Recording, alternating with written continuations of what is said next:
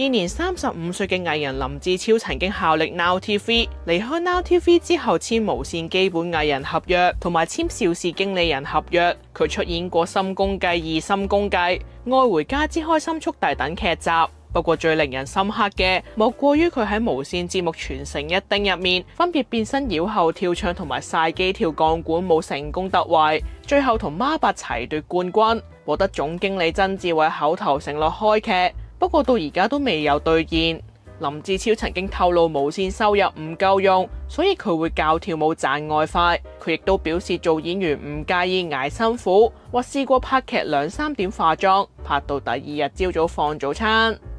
日前佢喺 IG 宣布離巢，表示多謝 TVB 令到觀眾們認識我係一名演員，俾咗一個冠軍我，一次台慶大獎，當然仲有無數次嘅演出機會。特別要感謝我嘅恩師小青姐同埋家豪哥，俾咗我第一個機會追尋演員夢想。有個前輩同我講過一句說話，我哋係幾咁幸運，先會被選中成為一名表演者，將娛樂帶俾每一位。所以我仲未諗住放棄，仍然會努力追尋我嘅演員夢想，相信好快可以喺銀幕上再同大家見面。加油啊，林志超！